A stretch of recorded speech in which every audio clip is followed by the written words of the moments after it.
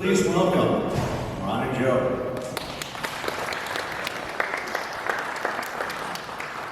What's going on, everybody? It's awesome to be back here at the Mothman Festival, and we're stoked that you guys are all here to catch this presentation because, one, it's Sunday, and this is the day that people who are like really wanting to see stuff are going to actually be in the room to listen and hear, right? That's true, yeah, absolutely. And we have some stuff to show. We have a lot of stuff to show today, actually. We've got, we've got a special treat for everybody.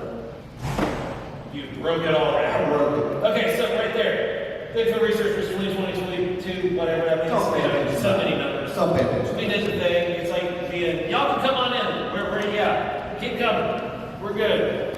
And this is not going to be like your typical speaker presentation. We will break from time to time and let you guys interject. We're here. This is an open pool. Okay. Yeah. We're going to try to go through it and give you enough time to do that as well. Anyway, here's some of the things we've done before. We actually did get the TNT area the first workshop out there. And there's several people out here who actually were there and they saw some stuff. So you can't really deny it, can you? That's true. And I have a laser, not a menace. Anyway, that's us. So one of the things we do is Wild Weird Radio. How many of you guys already subbed to our channel and watch our stuff? See that number's growing. All 5 of you guys, awesome. That's right. Sweet. So everybody who didn't raise your hand, I expect you to follow the directions. Anyway, so one of the things that we like to do is we do a public outreach. So what we do is we share our data, and one of the ways we share that data is Wild Weird Radio. And every Thursday we do Wild Weird Radio Live, and a lot of you folks are there, and you know how much fun that is. So I want to thank every single one of you, by the way, who is part of Wild Weird Radio Live and Collective. Let's go on. That's some of the things we've done, of course. Paranormal Horizons, anybody seen that? Yeah, anybody watch Small Town Monster stuff and see Paranormal Horizons? You're Okay, right. that was us. We had fun. That was us. We did that. We did that for them. We were asked to actually show our research and what we do, and I said, "Are you sure?" And said, "Yeah." I'm like, "Okay." So we force-fed the world 15 hours of us. Yeah, we did, and some of you liked it, and that's great.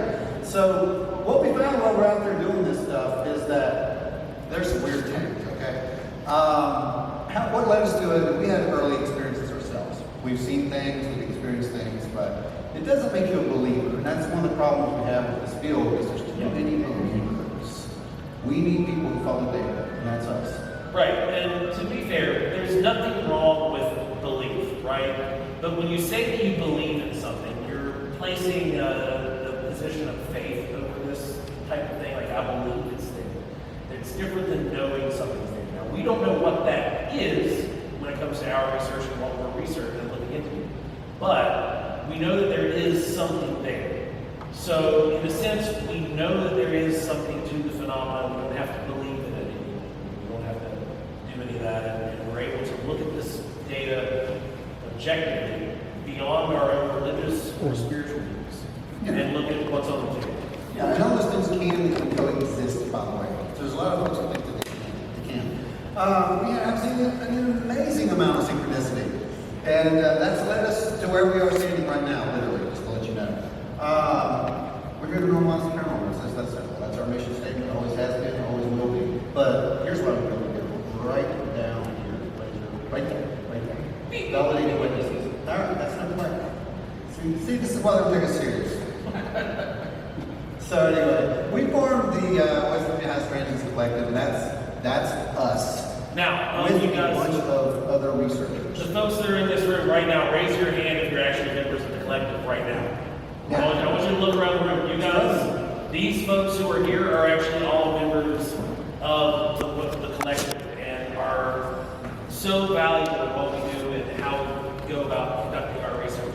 So that means there's only 3 of you guys here in the room that actually don't know what's on the presentation. Which is great, because you're going to really like it. So, here, it's quiz time. First of all, we like to do this whole thing. Yeah, go for it. I'm going to do that whole thing because, band days, right? That's right. Okay, so, let me get my band. Quiz time, kids. It's a simple one, don't worry. Go ahead, Joe. All right. How many of you have witnessed some kind of strange phenomenon you would classify as paranormal? Raise your hand. Keep them up. Okay? Okay. How many of you have had some sort of cryptid encounter? If you already have That one can hand see up, or raise hear. it up. See or hear. So you might have two hands up in the air. See, there you go. We're going to make you jump back to sleep in a minute now. How many of you have witnessed any Keep 'em of up the if you have. strange paranormal events? Okay. Now, how many of you guys have had multiple encounters, more than just one? Yeah. Look around the room, guys. I want you all to see this. Here's the best part, though. How many of you kept it to yourselves? How many of you actually reported it? So Okay. if you actually reported it, keep your hands up. That is an average, right? We see this kind of thing everywhere we go, every presentation we give. We adopted this from a good friend, Stan Freeman, that went out and he would do these panels and he would ask these questions. He would do them at the end. Yeah. We do it at the beginning. So, there's a little bit of a difference. We add a little twist to it. But it really shows the demographic of what we're dealing with. People are seeing things, they're experiencing things, they're hearing things. And the majority of them are reporting. And they're not reporting it. And why would you? Because you've been told you're crazy all your life. Well, you're not, because you're not alone, okay? That's fact. You're not alone. Every single one, you had your hands up, you saw something. You did. No one can tell you you didn't. You have two choices, though.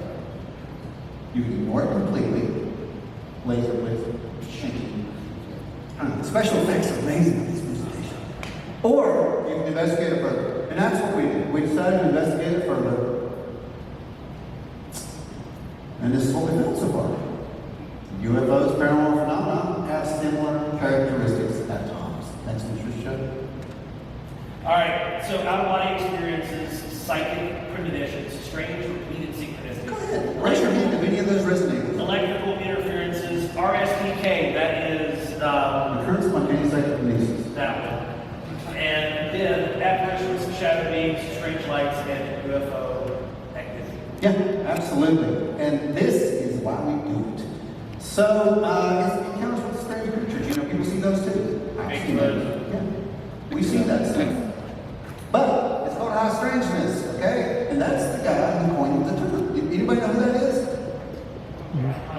Thank you very much. The man who gave us close encounters, the first, second, third kind, also gave us the high strangeness factor, or the high strangeness index, probability index. It was 1972. It was in his book, UFO Experience, and that's where it came from. But there are others who quickly started challenging things. And these are the godfathers of strangeness right here.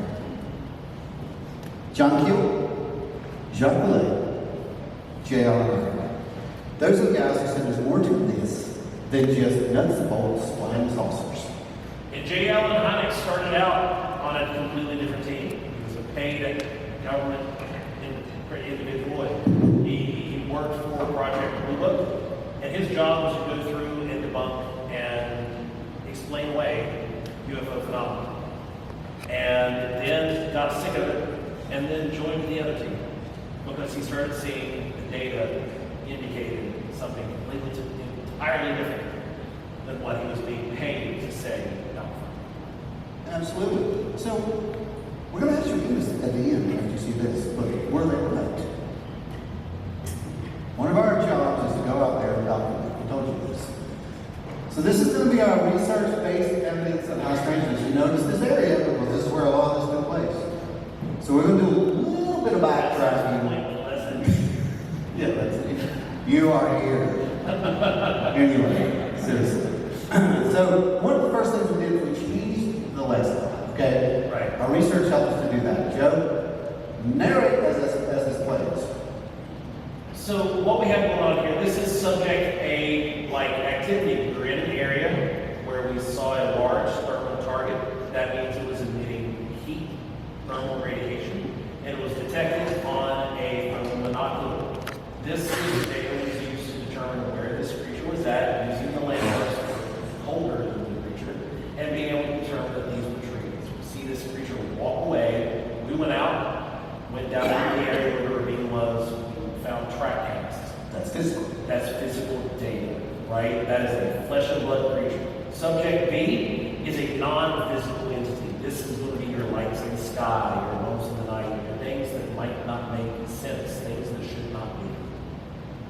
Yeah, and you're going to see a lot of that, a whole lot of that in just a second. But what we've discovered pretty much is that all these things seem to be happening around the same time. Now, it doesn't mean they're related. Doesn't mean they're not. We need more data to prove that. But we've seen multiple things, such as, thermal signatures, radiation, real radiation. Probably one of the more interesting things is that guy. This guy. Now, this was captured, this is one of the ones we forced Steve to observe. And we were out in the Chief Cornstalk Wilderness area, or wildlife management area, sorry. And you'll see the one Steve used to observe. And we were out there, yeah, Steve got to observe a few of them. And we were out there conducting some very significant experiments. You want to talk about that later? We're going to talk about this a little bit. Okay, just a little bit later. So let's show them what we actually take out in the field. We take a lot of it. A lot. So ITC devices. Some of these you might know what they are. Geiger counter, crowd field, Gauss meter. Those are all sensing different kinds of radiation. ITC device. Ron, what's an ITC device? Instrumental transcommunication. That's basically Ernest and Gowski came up with that term back in the 70s. It's used to basically ask the question and answer sessions with a non-corporeal entity. What can be an ITC device? Well, anything. TV, radio, especially radios, light bulbs, anything. Literally anything that's electrical can become an ITC device. These lights overhead could be an ITC device. We can do a question and answer session with every single person in here, and this lights will start with. That's an ITC session. We're not going to do that. Don't do it. No. We got to get weird enough. We don't have any of our toys. We don't have anything valid. And of course, signal devices. Yeah. Psychological feedback as well. Let's not forget that. So we've also validated that. The data we look for, witness accounts. It doesn't matter how weird they are. Okay? That means that any of you have seen anything, you can come by that pen and you can tell us. We're not laughing at you. We're not those people. We're not the people who tell you, yeah, that's 100% a balloon. Okay, because it's not a balloon all the time. Right? Measure the data. That's what we do. Ground trace. So when it comes to ground trace evidence, we're looking at multiple factors here, okay? So ground trace evidence could be anything left as tracks, or it can also be residual radiation.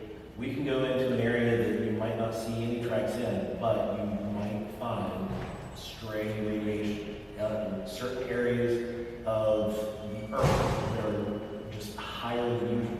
We've actually extracted some of this using plasma, and it's maintained its radioactive state for roughly 8 to 12 hours before it started to dissipate. Yeah, it should be there. And all of it. Then we've got video, thermal, audio, radiological, electromagnetic, and physiological. Physiological effects. People, you guys have been out there. You got that weird cold chill sometimes, you know what I'm talking about. Yeah, that sometimes listen to what's going on in here. If you get that weird little cold chill, you never know. That could be a physiological reaction to something that you're not seeing. And I can prove to you, we are both going to prove to you. There are things there that you can't see. So we're looking for these disturbances in the fields, and those are usually the magnetic field lines. Anything that disrupts the electromagnetic field creates these magnetic waves. That is literally what the Gauss meter reacts to. It's not looking for ghosts, it's looking for disruptions in the electromagnetic field. It's those waves that we're kind of trying to measure and figure out, does this correlate to this? And one of the more interesting ones is microwave radiation. I'm bringing this up because microwave radiation goes in a straight line. So we know that when we get microwave radiation, if anything gets in its way to break line of sight, the signal is disrupted. just like this. Yeah. Just like that. If there's a tree there, it's not going through. If there's a mountain there, it's not going through. Yeah, exactly. That's how microwave radiation works. What shouldn't happen is microwave radiation should not be in front of you and lead you around. In a circle or an S formation or down a rabbit hole. That has happened. That has happened. And it was documented, which is really strange. Now, everything is pretty much in the EM spectrum. This is what your eyes see, 380 to 750 nanometers. Okay? You can't see below this, you can't see above this. Not without some form of optics. Technology. We need technology to do You need very delicate sensors to be able to look into the upper end of the spectrum and the lower. So the 750 nanometer range and above, we're in infrared, right? Your visible light is right here, somewhere between microwaves. But what's really crazy about this is if you push this, you get into X-rays. You'll see that in the diagram in a second. You'll understand why that's important. There's the other. These are the 380, 750. This is the ultraviolet range. This is the 100, 400 nanometers. You guys play with black lights, right? Yeah, it's like that. That's what UV radiation is. But if you push it, you're going into some really bad stuff. If you start pushing that lower, you're going to get into the X-rays. You're going to start producing radiation, which is harmful. Oh yeah, absolutely. In fact, in terms of UV is 100, 280 nanometer range. So here it is. There you go. That's a good representation. What you can and can't see. And down there's the danger zone. Alright, so here's the three types of night vision that we actively deploy. We have active illumination. Sorry. Go ahead. So we have active illumination. This is using an IR emitter to paint everything in the area with IR. It floods the area with infrared, and then the sensors inside the cameras detect that infrared light, and it allows you to see any kind of infrared light that might be appearing where it should be. Invisible flashlight. Kind of like that. Then we have the image intensifiers. The third generation of night vision, that is what most of those platforms run on. They are using the available light and amplifying it several times. So you can go out in near moonless nights, it's called starlight, and you can use these to navigate out in the woods or the streets, and you'll be able to see fairly well. And sometimes in full color. Oh, absolutely. Yeah. And then You've got the thermal. Thermal sensors detect thermal radiation. You're not going to be able to see anything in ultraviolet with thermal. You're not, unless it's producing heat. All it's going to be doing is it's seeing thermal signatures. That means heat-emitting signatures. That's all you're seeing. You're seeing in a gradient of temperature. So when you see something in white hot, which is normally how we use the thermal, we're viewing the hottest point will be the whitest spot. Everything else is going to fade down from that and be painted in various shades of gray. so what do you think the coldest color is going to be shaded as? If we're in white hot, then the opposite of white is. There you go. Exactly. Now, here's something kind of interesting. This thing was only visible on infrared. Right here. So what that means is that that light source itself was an infrared light source. It was invisible to the naked eye. It was only detected on infrared camera, and it's about 30 feet off the ground. It's so intense that it is lighting up the branch underneath it. That is a pretty powerful infrared light source. As well. Yeah, it did. It caused wind spray. It's pretty bright. So back in base camp, they thought this was us going back to the base, which is hilarious. And because we're way over here about that time. But that thing, it's there, and they thought that was us coming down, so they quit filming, unfortunately. As it moves away, that's when it cuts. Wasn't us, but then we also weren't. Where are we at? We're somewhere in here, aren't we? Or somewhere in here? Oh no, we would be out. Oh, not us. Not about the light. Oh, the light, yes, the light would be like here, here, we're not sure one where of those two. we're over. We're like way out there. Yeah, here somewhere, probably. Yeah. I would say. There it is, by the way. Go ahead. It's lit up. You can see the light there. That is an incredible thing. We have an infrared light source that's invisible to the naked eye that is actually painting the ground or the terrain around. I want you to go ahead and start talking about this thing. This one was at the TNT area. Which shot? This is with Dave. The day. Okay. Flashlight. So we do the flashlight test, and then focus on this square. Watch right in here. We were able to determine you might not be able to see it due to the lighting in the Well, room. this one's going to be amplified. But you'll be able to see it. See that faint blue blob? shows up shortly after the flashlight experiment. What makes that significant in the TNT area John Keel was conducting flashlight experiments within the TNT area. What did John Keel describe seeing? Steve, what was one of the things that John Keel described seeing float through the sky or around? Yeah. John Keel talks about being out in the cornstalk hunting grounds. These guys found the area where you likely saw these lights because there were kids out there burning fires, right? And there's this one area where they had fire pits where you can actually light a fire. So that was pretty good detective work, really. He talks about these strange purple lights. He saw them out around the trees. And I think those are the ones he was aiming the flashlight at with the Morse. You know, he made up his own Morse code, like descend, and they would react. But to get more information, there was a lecture he gave. He gave several lectures in New York for the Fortean Society. And in there he tells you more information.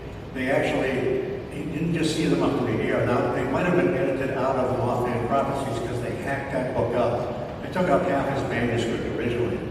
But Keel said in that lecture, they actually came down and they surrounded it and spun around it for a while and then took off as if they were living organisms.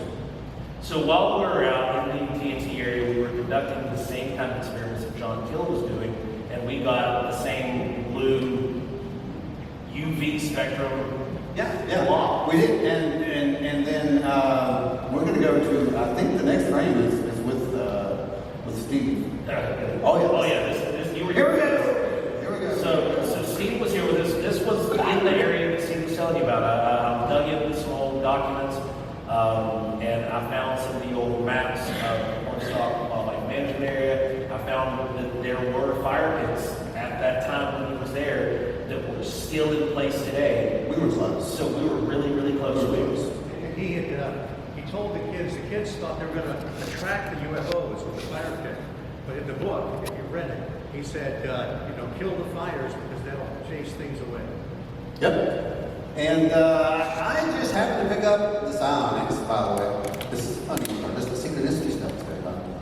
I picked up the psionics and point this thing at the sky. There's a satellite. Let's see the satellite. I'm going to get the satellite. But when I get the satellite, something's like, nah, look over here. There's a satellite. See it? Watch what happens next. That guy. That's not a satellite. Now, this thing comes in completely invisible to the naked eye. They can't see it. Steve has a second generation night vision. I'm trying to find it there, can't see it. I have thermal. It has no thermal signature whatsoever. Gone. And then it takes off like something out of Star Trek. The whole thing was about 20 seconds long. Is what it was. There's our still frame of the image itself. This is what was there. It was only visible from a 940 1100 nanometer range. In other words, you can't see it. This is a bat, by the way. I want to put that in there because we were challenged at one point. It's a bat. Oh yeah, somebody told us that was a bat. That's what a bat looked like on a psionics. And I was like, really? So surprisingly, bats look bat-shaped. On a psionics, right? I mean, even the blow-up is kind of, I can say it's Mothman, I guess. Oh, it's Mothman. But it's bat-shaped. Bats are bat-shaped. I don't know, Steve. I think we should go with the Mothman thing, right? Right? Yeah. Absolutely. This is Mothman country. That's right. Right. Come on, it's Mothman. So this was reported at around the same time in the evening. Yep. And this is what it produced, and it is nothing like that. No, it's definitely nothing like that.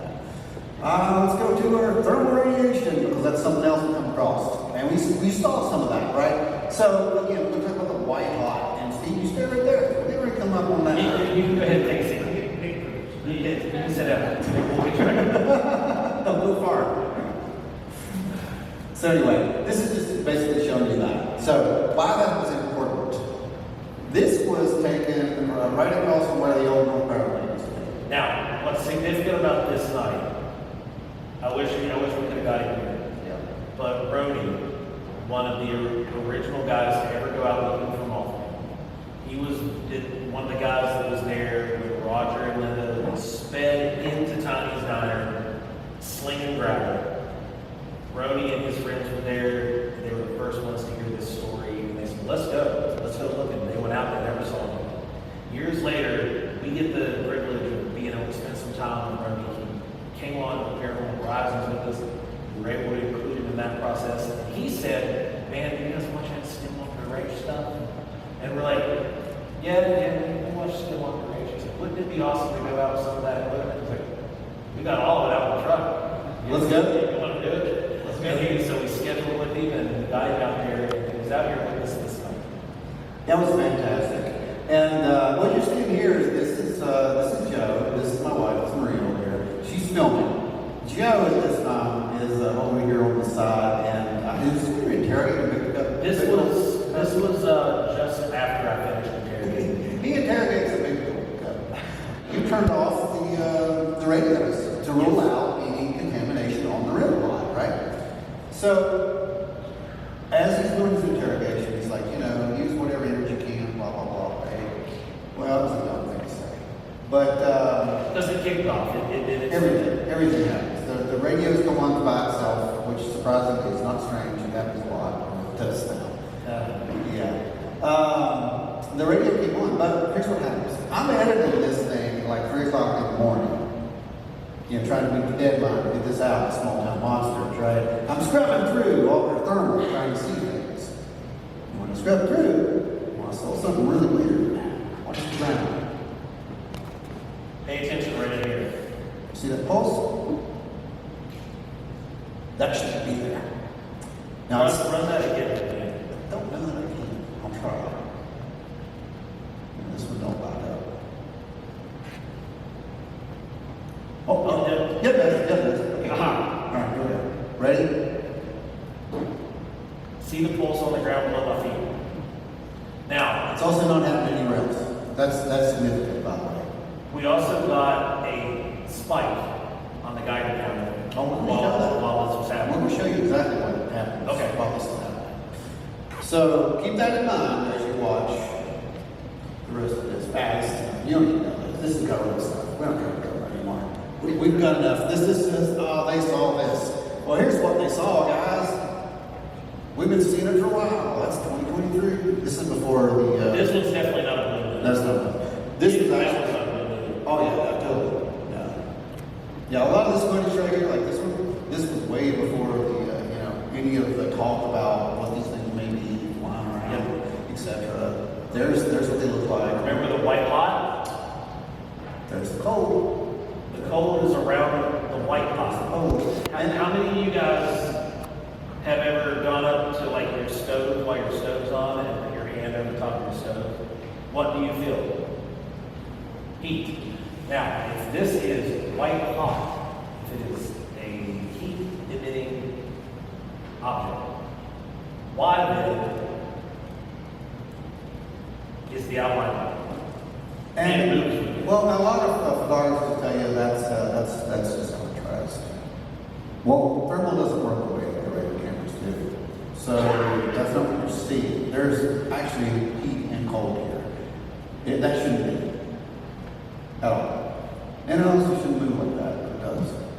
This was also at the TNT area. This is August 2023. This is when we had Rhodey out there. This is one of the stabilized versions, trying to get this thing. They move so fast, you really can't. Oh, and here's plane. That's plane. It's plane shaped. Copy. I can even see the contrail. Keep recording that. Oh. This is data. That's why we're recording that. Plane shaped. Plane shaped. So those aren't planes. Oh, my favorite. Glowing Joe's origin story. Right, here we go, guys. Radiation comes in multiple flavors, right, Joe? Yeah, and Joe is one of them. Yeah. We've got alpha, which is very calm.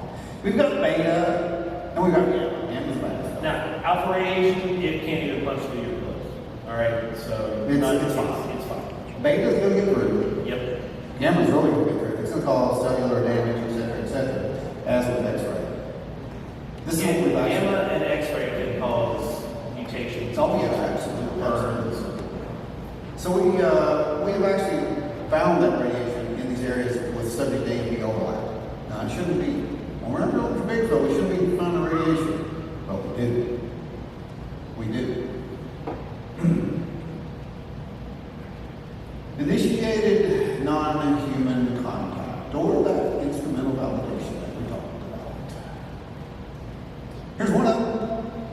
597-195, so that's at 1.6.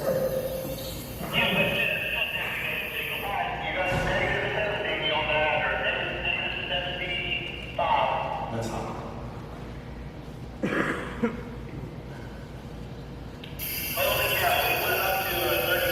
PM out here on this device. Okay, that is significant. That is really scary. We got base camp in here at 17. That's localized. Whatever you guys got out there, that deal is localized. That was that radiation field we saw on the ground happening. We were being exposed to radiation during this time. We saw the heat on the ground changing. And this was all at the same time. This is what you're thinking about. Is anything there listening right now? Mess with this device. Use any kind of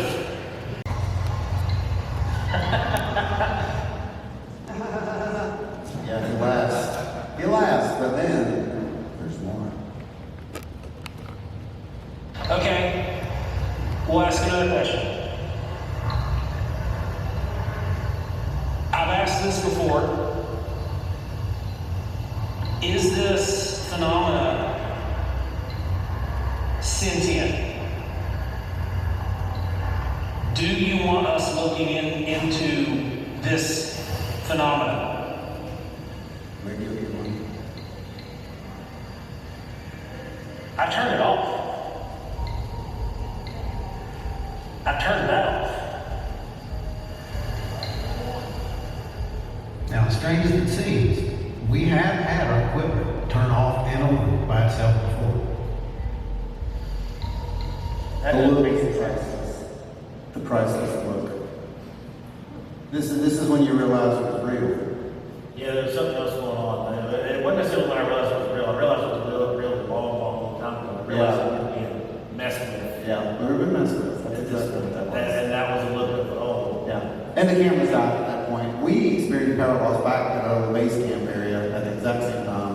Multiple cameras went down. Adam was there. He got to see some of the cameras go down as well. Back to our investigation chief one stop now.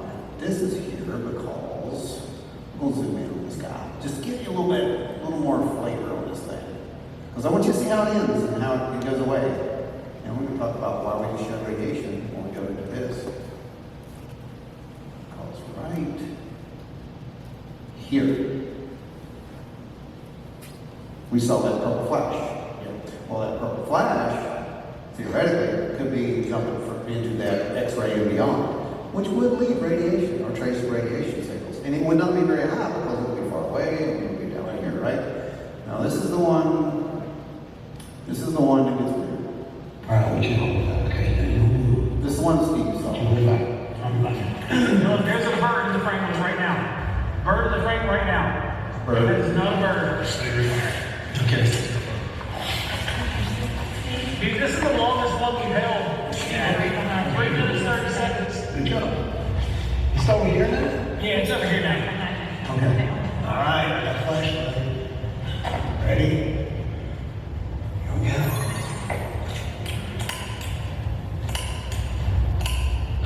It stopped. What do you mean stop? It stopped. I did that? It's standing still. Confirm that? It is not moving. Object is static. You give us some camera? And just when we thought we'd seen everything, whatever this was, up the game. There's a bird. That wasn't a bird. What are they, monkey? After shining the light, it seemed the object had stopped, but then something else occurred. So was this coincidence or was it confirmation? Well, that's a good question, isn't it? yeah. But we knew it wasn't a bird. Right. There's that spectrum shift we talked about going into that hyper range. These are the two things. So we knew we were being messed with. That was the key to the show all that. Because in the first one we can only see it through night vision. Well, the second time we can only see it on thermal. Then we saw it emerge. It was just like it kept up in the game. Isn't that an accurate way to put that, probably? We're messing They were messing with us. Yeah, I believe Steve's right. They were absolutely messing with us. Like, hey, you want to see a show? We'll show you a show. Boy, they gave us a show, too. So, we theorize that it may not be anything to do with flashlight. With spirit. It could be. I'm not saying it's not. But what do you do when you turn a flashlight on? What's the first thing you do when you turn a flashlight on? You think about it, right? Think about it. I did that. I thought about it. What is it? Yeah. You think about it. Exactly. So we go back with this because all this stuff is so non-linear. Well, when you flashed the 3 flashes, this thing stopped dead. You know where the 3 flashes came from? Tell me. The 3 flashes came from a site that took place back in Tech. You know this site. I remember. College. I remember I this. was freaked out because I had just saw this bright star. I thought it was a star. I had just gotten the satellite camera. I was watching satellites. Buffalo videos. Didn't get it. Now, saw this bright light, right? And I picked my phone up and I'm like, oh, check what it is. It's not a satellite. So I decided to take a picture. As soon as I got the thing to take a picture, it's not going to get under. It's not there. So I called you. Yep. I went and I got Maria. I said, let's go in the back bed where we sit out here and watch the sky. I had that green laser and I started flashing. 1, 2, 3. Yeah. And that's when we got that one, standard Yeah. that said that's non-linear. So this goes all the way back to 2022, the 3 shots. 1, 2, 3. And we would use that in the field. And 4 did something completely different. But we always thought that there was something to that. We didn't know exactly what it was. It wasn't until we actually did Paranormal Horizons, interviewed Steve, and learned about the whole thing with Keo and how it didn't have to necessarily be in that code. It was what you thought. There's your psychic connection, basically. Happens again here. Watch. This is Dave Roberts, member of the Psychic. Got one, I'm on it. Moving, recording. Yep, I got it. You know, buzz by an aircraft. Come on, Jesus. That's it. That's a term. That's an official term at this point. And it's inside there. But no, it's almost like as soon as you do this, you get a response. Call and response, right, Joe? Yep.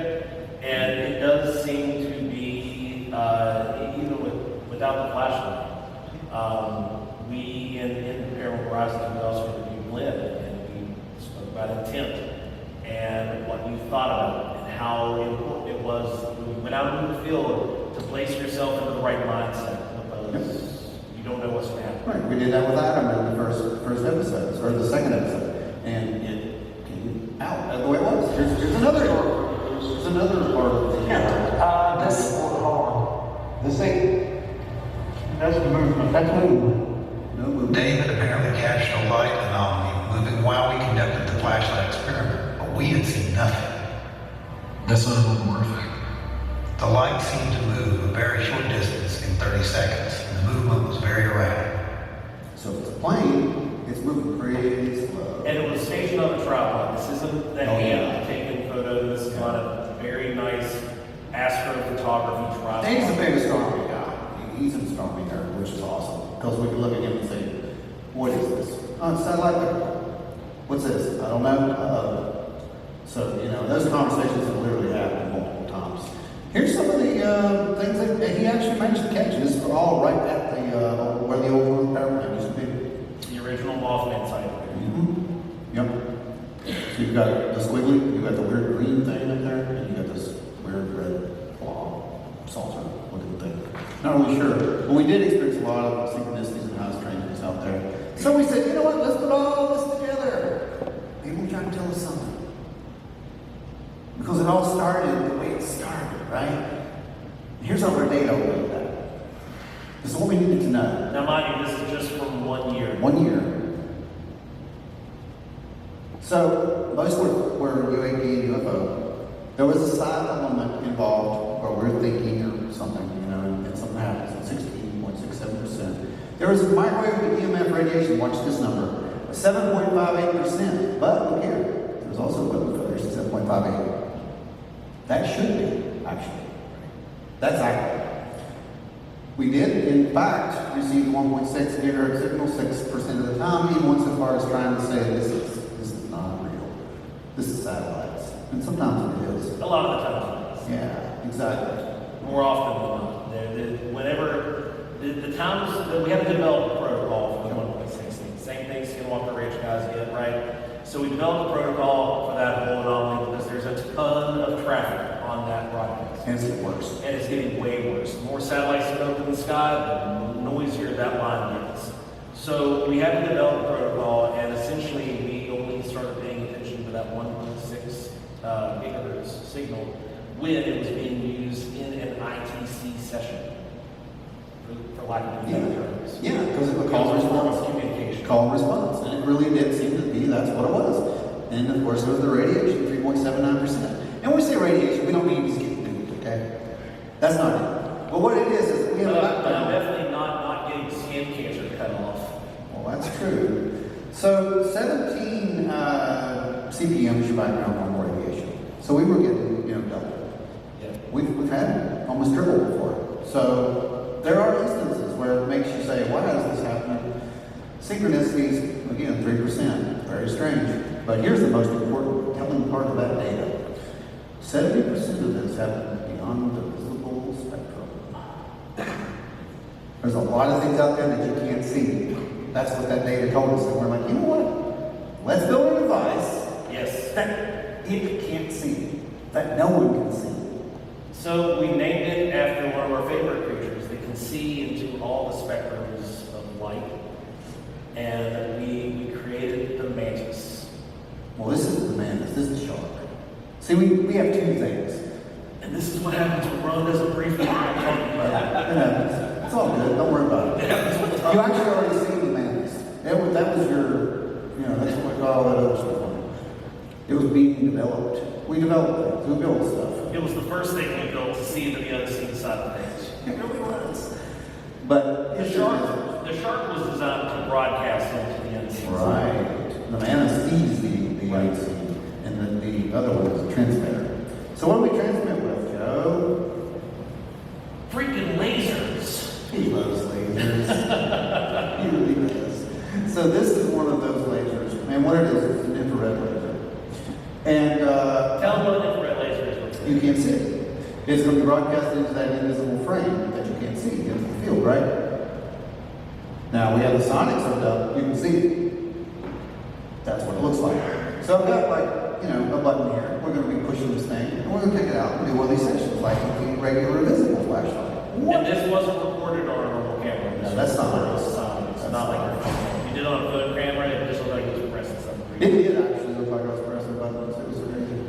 But this is what happens in the field. It's grainy. This has not been touched. This is right off of the research field. So just listen to what happens when I push the button. You hear me physically push the button. None of you seen this.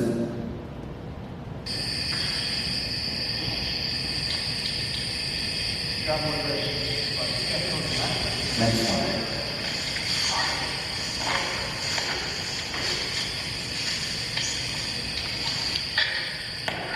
I see it. We got radio, we got frequency.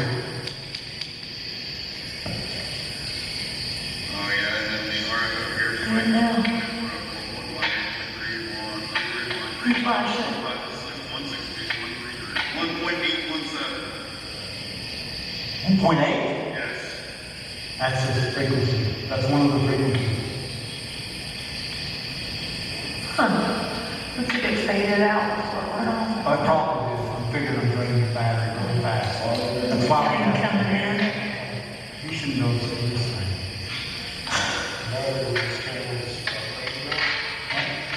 Oh, we got frequencies again. I'm not seeing anything. That's weird. It's all, well, it's just like, it's still everyone. But that's still. Get that question. Wow. What we get? That should happen. There is no world where that should happen. Because if someone was actually trying to hit your button and communicate with you, you would hear silence, right? That's how they work. But no, this was actually Both radios. Yeah, both radios. Oh, you'll see that. And we were using both radios. Yeah. So these are pretty high-tech radios. So that's the pattern that this seems to be following, and now you don't believe us. You don't believe them either, but I think it's interesting we're all saying the same thing. We've all arrived on the same page, right? And this was at the hearings a couple weeks ago. What do you and your friends think about it today? You all have talked about it. I mean, so what do you think about your experience as a collective group? That would be my last question, Madam Chair. I mean, we've been talking about this for 20 years. We don't know what we saw. What we saw changed our lives and the way we think about everything. It was incredibly profound. The object I saw, I don't even know if it was an object. It was a light. It was more. It didn't look like a craft, but it did look solid. And that's what we talk about. We noticed the object, and this was a pattern across all the encounters. Someone would see a light. They would pay attention to the light. And then the object responds, performs. And then they come down and they investigate you. So it's almost like they're curious. So that's the thing we primarily talk about. Why did it come? After we noticed it. Maybe it noticed us after we noticed it. I mean, I think that's logical. But yeah, that's literally verbatim what happened out there. And we've seen this multiple times out there. Yeah. So why is it happening? I have another little bit here for you. The data shows that there's something there, right? We can't deny there's something there. Contact seems more personal. And it does. We've arrived at this conclusion that this thing wants to talk to people. It doesn't want to talk to governments. It doesn't care about that. It's an individual contact experience to validate each other. Because when one person says, I saw a weird light, and someone else says, I saw a weird light, can you describe it? Yeah, it's the same thing. They're not hallucinating. These people are seeing these things. They're experiencing the same thing. And now we can finally say that people are waking up around, the world, and it's kind of coming out into the media. They're finally catching up to this. It's about multiple validation. That's what this whole phenomenon is about, in my opinion. It's multiple validation. It's not about what it is, just that it is, and you're okay. You've had an experience. Why now? I don't know. I think he has a really good point here. This is from a reality check. It's Ross. Listen to this. This blew my mind. Here's some more synchronicity. This happened literally right as we were making this. Another possible reason that's been cited to me by people, and again this is speculative, is maybe humankind needs to go through some kind of spiritual development, some kind of awareness, some kind of coming to terms with being human. I mean, frankly, we are a bunch of primitive apes with fighting trench wars in the early part of the 21st century, 100 years on from World War I. We're a murderous, homicidal, brutal, often amoral being that, frankly, if I was being considered, if I was someone of an advanced technology considering us for admission to some kind of galactic grouping, I'd be looking on as thinking what a grim bunch of apes we all are and whether or not we deserve membership. Maybe there's a transition, maybe there's a spiritual awakening that we have to go through. I find it fascinating that millions of people, I do think it's millions, certainly I'm getting to the hundreds of thousands at this point, are contacting me, basically saying that they are having direct interaction with NHI that is communicating with them, saying to them that they need to meditate, that they need to engage, talk about the phenomenon. I wonder whether the phenomenon isn't choosing to completely sidestep governments because it knows how bloody hopeless they are. Well, that sounds familiar, doesn't it? So that's the whole point. The point is to ask the question again to come full circle. Were they right? But you guys got to follow that data. You figure it out yourself. We're not here to make you believe anything. That was just data, okay? It doesn't matter if you believe it. You just got to accept the fact that the data doesn't lie. It doesn't care what you believe. And that's us. And now, what you waiting for? So, we've got a little secret project that we've been working on before we go into the question and answer session? Yeah, I want to show this to everybody because everybody's been, what is it? What is it? What is it? We've been teasing the fact that we have a secret something going on. Somebody will make this work. And we are going to show you the first trailer of what that is, and then we're going to do open question and answer. First of all, let's thank, seriously, what's happening right here? Let's thank the people who make this thing work every year. Because without it, it's not going to happen. Yeah, we absolutely thank you guys. Oh man, who's excited? Oh, come on. Seriously. I'm all for it.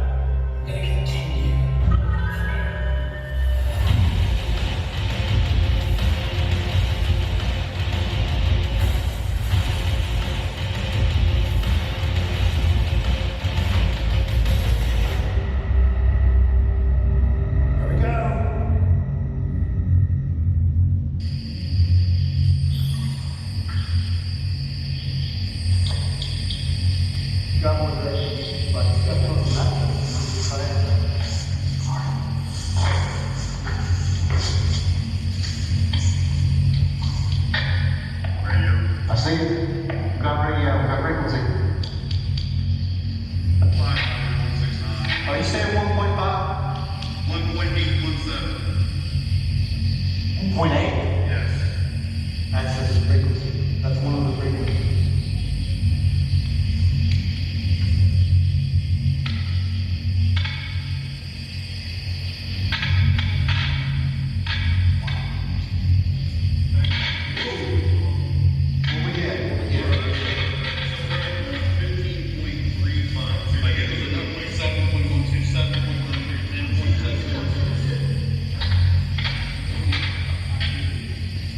It's a signal trying to come through. Now the right side. It is a signal trying to come through. Alright, this way. Alright, boys. You can see this. Hit those radios.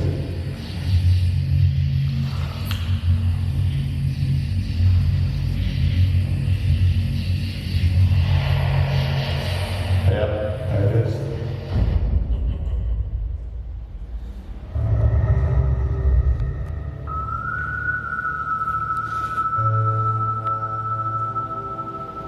There it is. That hasn't been broadcast on the channel at all, so you guys know folks wants to see the new trailer for the series. Seeing what all we can capture on film, interviewing more witnesses. Like yourselves. Yeah, It's a story that needs to be told. And everyone who comes forward to actually tell these stories puts us over that mark. That's where we need to be. so question and answer time. We have about 10 minutes. Come on, come on. What do we got? You go ahead. What do you mean? Oh, yes. Right. So if sun was down, so we can isolate frequencies, which means it's going to be close by or anything over above and below that frequency. Now, How much above and below were we using? how much above and below we're receiving people? We didn't have any of the spectrum analyzers set to detect that. We're not anticipating that kind That of was phenomenon. unbelievably not expected. The spectrum analyzer, we had our spectrum analyzer set to measure a set range. It looked like, you know, the warp speed kind of thing, but we don't know if that was just shifting frequencies going into a different frequency we couldn't see. So it's like we were, the optics that you're using. Right. Would it still be there, like in Like a different wavelength. Yeah, currently they don't exist on the civilian side. See, that's the thing. Currently, those optics that push beyond 1150 don't exist on the civilian side. You guys are the ones that have access to it as military. So, like folks like you, I mean, what do you got? I mean, right? You worked AWACS, so you guys were flying upper stratosphere, freaking looking at everything under the sun. Yeah. So, you know, we don't have, right now, our limit's 11. That's on civilians. I don't know, I got out of the military in 2009. So I'm ignorant when it comes to military tech that's current actively running. Again, that's why we need people like you in the collective. Right. Right there. Because you have those pieces of the puzzle. It's like what, you know what frequency you guys can get up to with some of the because it's above third generation. It's, I got the Air Force in 2005, with the Army, with the MTS systems that you all for transportation. What's the critical message in here that you all could synthesize for us today? I think it's most of Easy. That's, I can put that into the words. You're not alone, you never were. That's it. I don't know what it is, I'm not gonna label it. Thanks for coming.